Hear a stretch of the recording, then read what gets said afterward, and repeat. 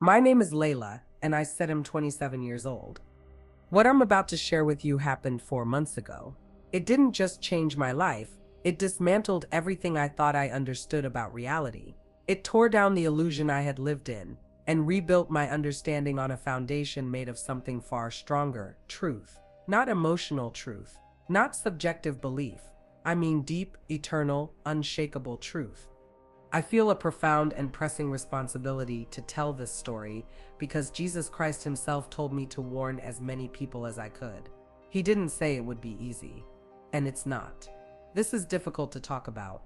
It's personal, vulnerable, and honestly still hard to process. But I know now that my personal comfort means very little compared to the weight of this message. Before I begin, I'd really love to know where you're tuning in from. Just drop a comment below, your country, your city, wherever you are. In a world that often feels divided, distant, or noisy, it helps to remember that right now, in this moment, we are connecting. Also, if this message resonates with you even a little, please hit the like button. It's more than just a click. Your like helps this testimony find someone else who may be silently suffering, aching for answers, and unsure where to turn. And if you've experienced something similar, something you can't quite explain, please share it. Let's build a space of honesty and compassion, a space where we don't judge, but we listen, learn, and support each other. And finally, I ask that you subscribe if you'd like to hear more stories like this one. I have more to share, and I'd love for you to be part of this ongoing journey. Thank you for listening. Thank you for showing up with an open heart. It happened on a Monday evening that seemed completely ordinary, the kind of evening you don't expect to be remembered. My apartment was silent except for the soft hum of my laptop fan. I was working late, which had become a normal part of my routine. The kind of routine that drains your spirit while convincing you that you're doing everything right. My life was neat and structured, but painfully empty. Work, eat, sleep, repeat, that was my rhythm. To the world, I appeared successful. I had a decent job, a clean apartment in a good area, and no obvious struggles. But my soul was withering. The laughter in my life had been replaced by meetings. The joy had been replaced by goals, and the wonder I used to feel about life had shriveled into mere survival. For several weeks, I'd noticed a mild pressure in my chest, just a small tightness. I ignored it, told myself it was probably tension or fatigue, just stress, nothing serious. I was too busy to worry, but that night, everything changed. That subtle pressure became unbearable. It felt like iron hands were squeezing my ribs. I couldn't breathe. Panic hit me in waves. I stood up, or at least I tried to, hoping I could call someone, do something, but the dizziness was too strong. My laptop's glow blurred into useless light. I stumbled across the room in a fog of fear, but I didn't make it far. My legs gave out. I collapsed onto the floor. The last thing I remember was the cold, unfeeling wood beneath my cheek. And then nothing. Just darkness. But when I woke, I wasn't in my apartment. I was standing in a place I can only describe as radiance itself. A place of such pure, transcendent beauty that no human language could do it justice. The light was everywhere, but it wasn't the kind of light that hurts your eyes. It was soft, inviting, and warm.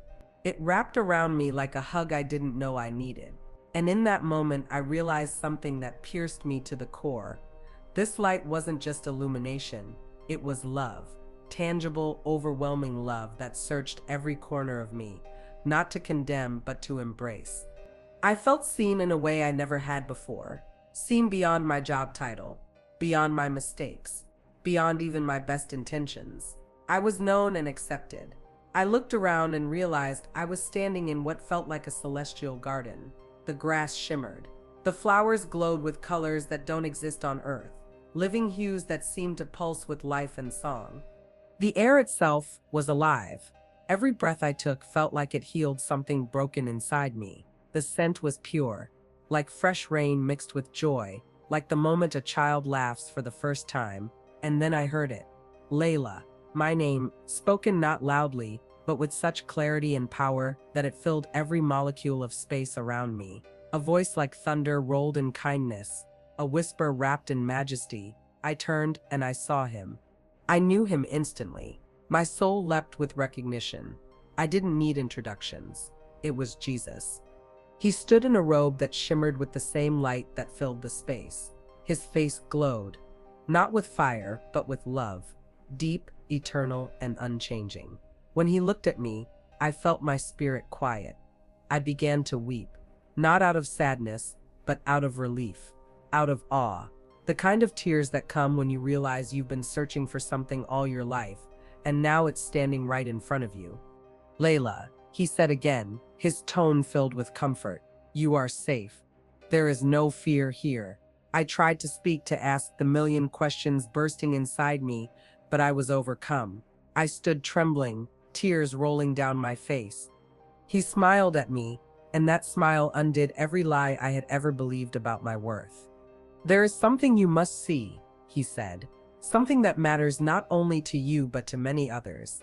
That's why I brought you here. The word here echoed, but the word that followed struck me deeper. You will return, he said gently.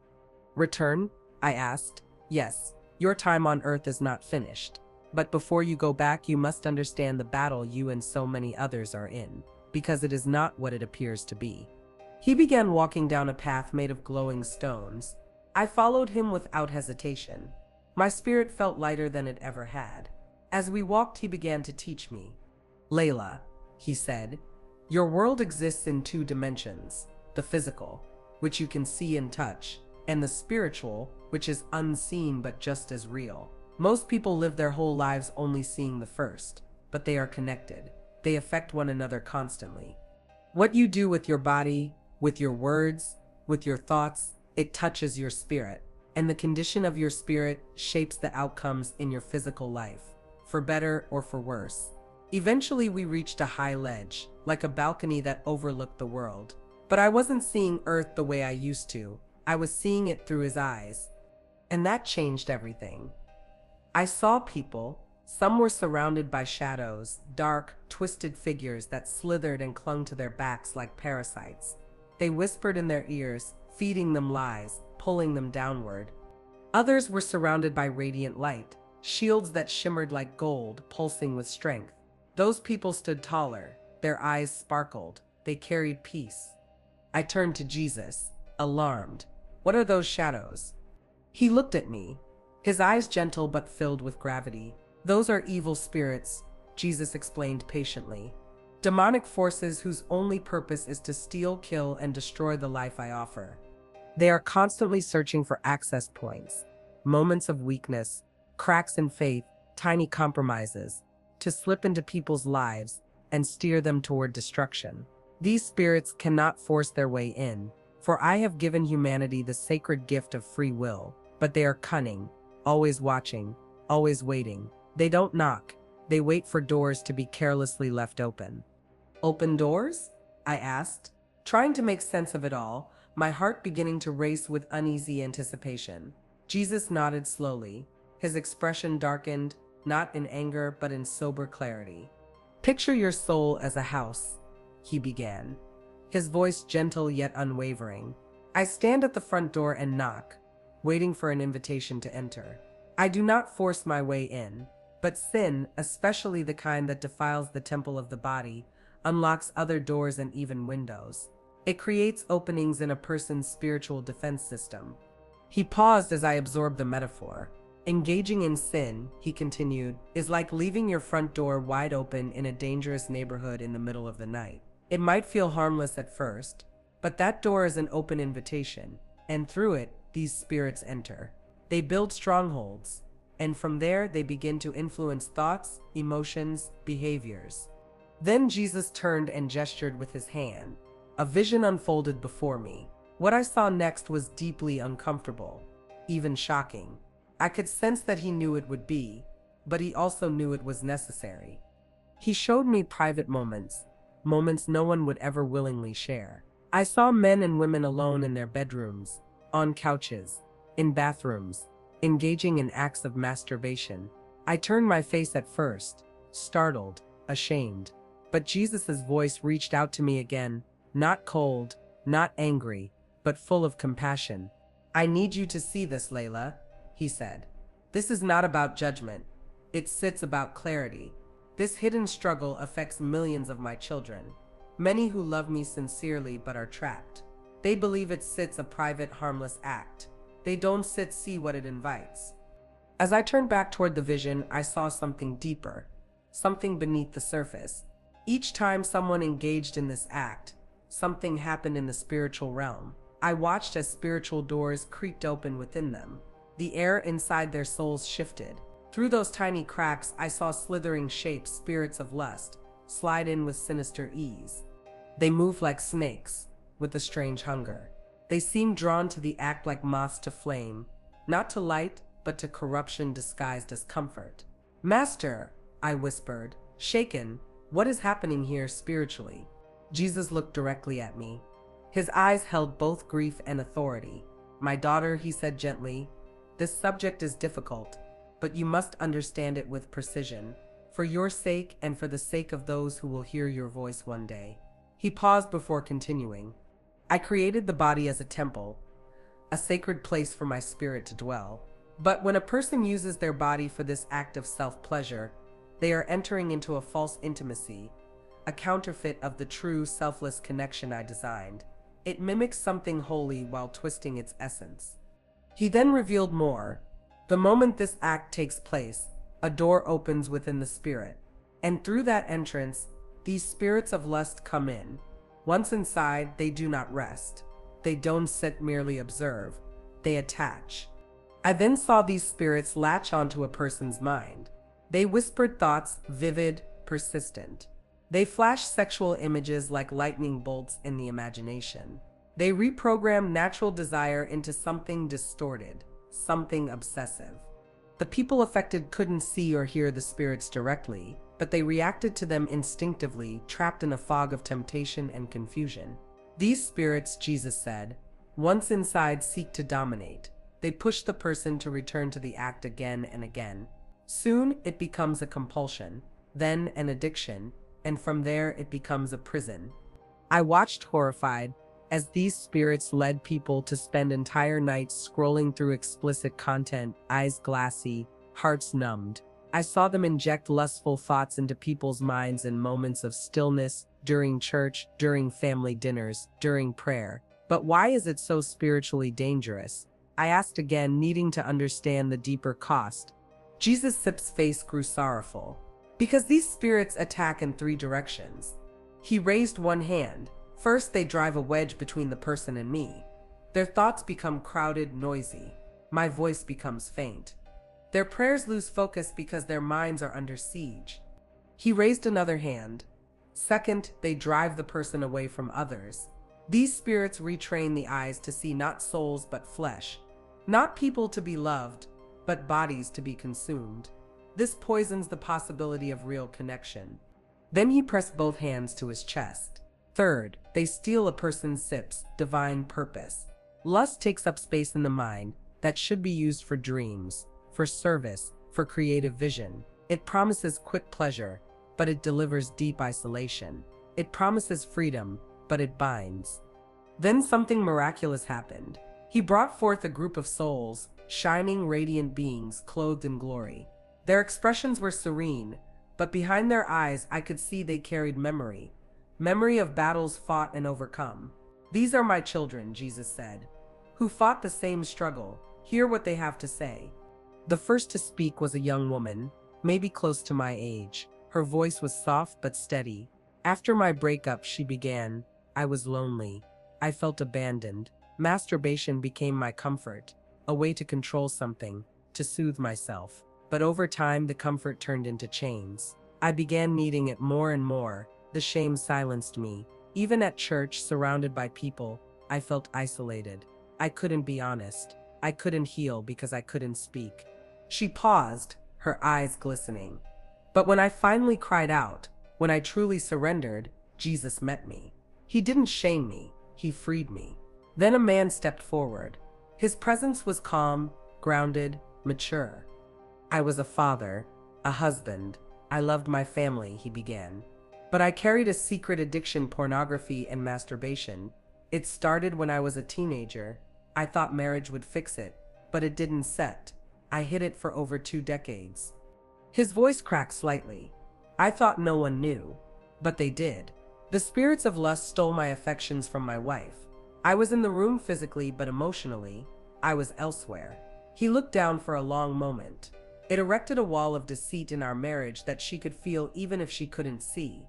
It cost me true intimacy with the woman I loved, and it robbed me of years of genuine fellowship with my Lord. Each soul standing before us carried a similar testimony. Stories woven with regret, pain, but ultimately victory through Christ. They spoke with clarity and conviction, confirming that this hidden act, so often dismissed as harmless, had opened the floodgates to spiritual oppression. It had affected their marriages, distorted their mental health, and dulled their walk with God until they could no longer feel His nearness. "So, you see, Layla," Jesus said, His voice rich with purpose, "the spirits of lust are not isolated evils.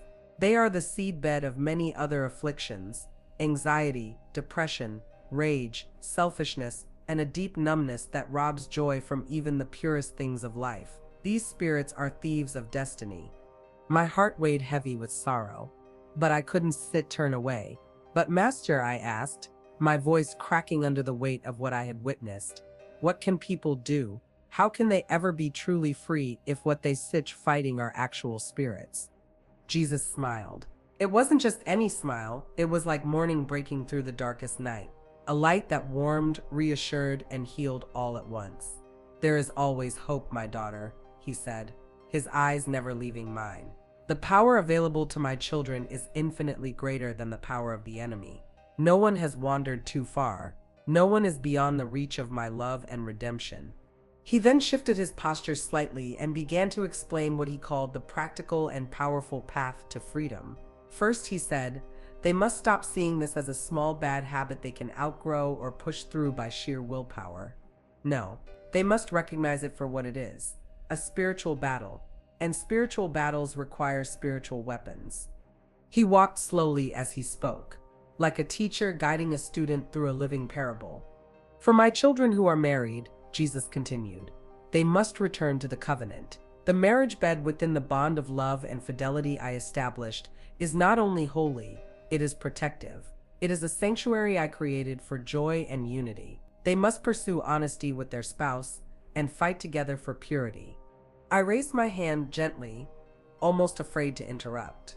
"But what about those who aren't married?" I asked. He turned to me and his face softened again. "For the single ones," he said, "this season is not a curse.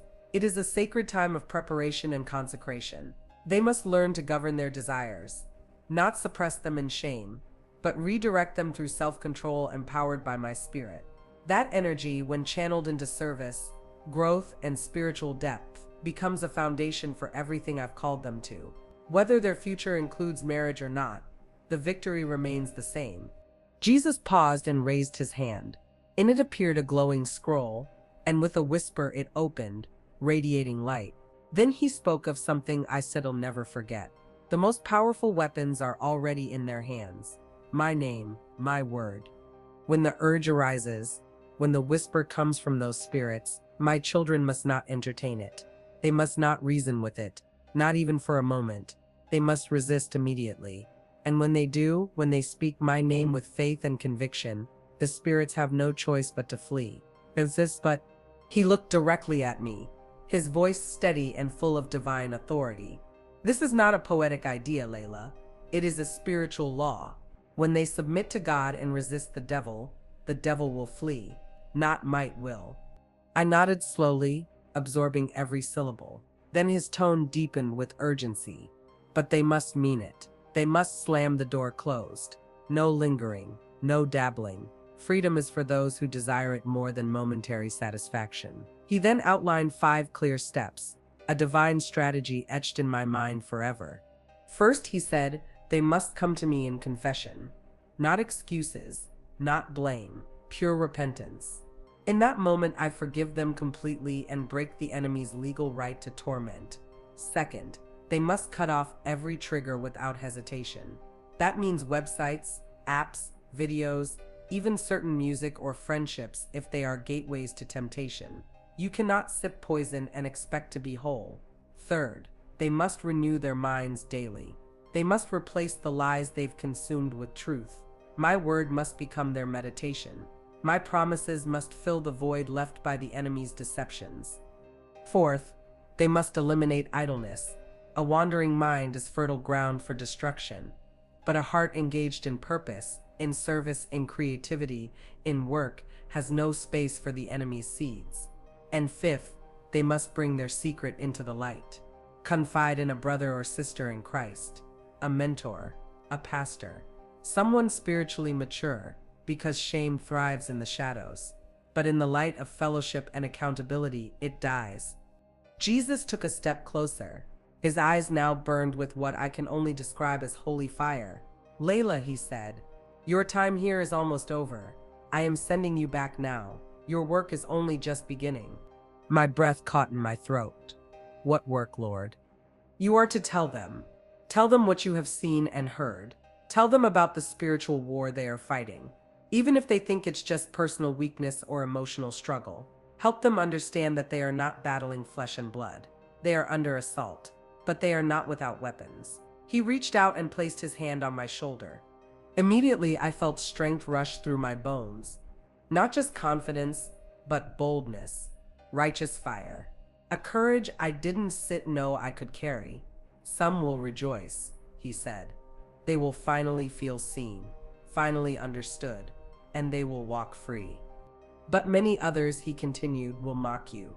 They will dismiss your words, call you foolish, maybe even accuse you of being unbalanced or extreme. Do not argue. You are not called to debate. You are called to offer hope, to cast seed. My spirit will water it in due time." My voice trembled as I asked, "But what if I say the wrong thing? What if I don't know how to answer them?" "You won't be alone," Jesus assured me. "When you open your mouth, my Holy Spirit will fill it. He will guide your tone, your words, and your timing. Remember, Layla, this mission is not about condemnation. It's about invitation. It's about calling people back to light, back to life." Suddenly, the atmosphere began to shift. The light around me swirled like a vortex. I felt a pull, like I was being drawn through space, back toward gravity, back toward pain, noise, body. My chest seized, a burst of cold air. My eyes flew open. I was in the back of an ambulance. A paramedic hovered above me, shouting something I couldn't yet process. "We got her back. She's breathing. Pulse is strong." I blinked against the bright lights, trying to orient myself. At the hospital, the doctors shook their heads. They had no explanation. They called it a sudden cardiac event. They said I had been unresponsive for several minutes. No heartbeat, no breathing. Then, just as quickly, I returned. No brain damage, no complications. They called it a miracle. But I knew better. I knew it was more than that. It was a mission.